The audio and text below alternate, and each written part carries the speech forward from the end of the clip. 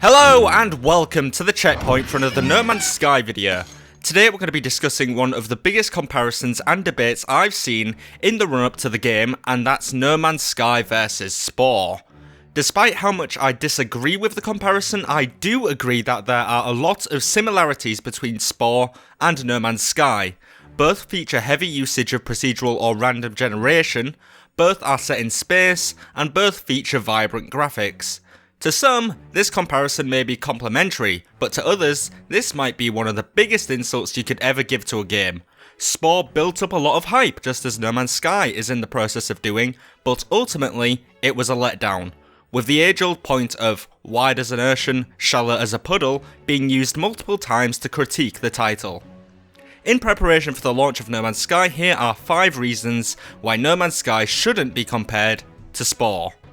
Number 5. No DRM. Spore used a very controversial technique called Always Online DRM upon launch.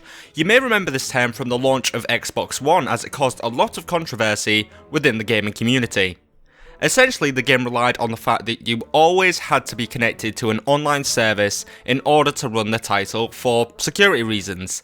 This is not the case with No Man's Sky, with Sean Murray already confirming in interviews that No Man's Sky will not require a consistent internet connection in order to play the title.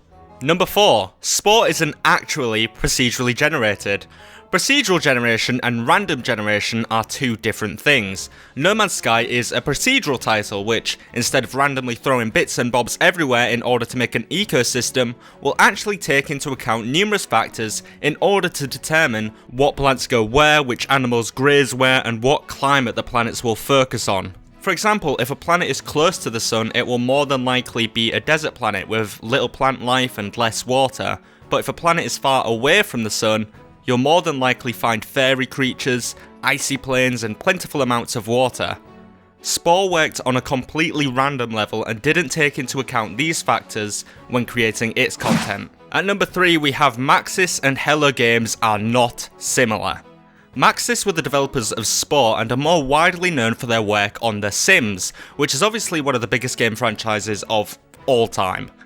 Hello Games' most notable work to this point was Jerd Danger, so they are by no means a huge studio like Maxis is. In fact, Maxis is owned by EA, which made the initial concept of Spore completely different than what it ended up being, thanks to corporate inclusion and meddling really. Hello Games have no such issue and are doing everything off of their own backs. At number 2 we have stages. In Spore you play through different stages with your creature. There's cellular, creature, tribal and civilization, where in each of these, stages and levels really, your animal progresses into different points in its life. One day you'll be a little tadpole floating through the water, and the next you'll be leading an army of fully grown frogs against an army of other fully grown frogs. While it's a pretty cool mechanic, this led to the game becoming rather linear and obstructive. No Man's Sky doesn't have this issue, as it gives you full reign and expenditure over the 18 quintillion planets in game. Restrictive? I definitely wouldn't say so. And at number 1, No Man's Sky and Spore are different games entirely.